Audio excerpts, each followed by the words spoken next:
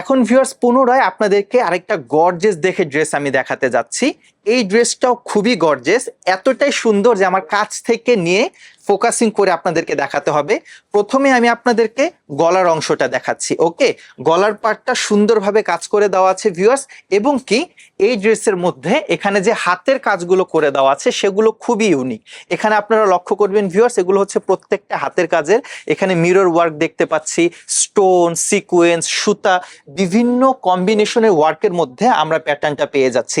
কালারটাও ভিউয়ার্স খুবই আনকমন। ওকে, এবং ভিউয়ার্স এই ড্রেসের হাতার মধ্যেও আমরা সুন্দরভাবে এই কাজটি পেয়ে যাচ্ছি। আশা করছি আমার ভিউয়ার্সদের খুবই পছন্দ হবে।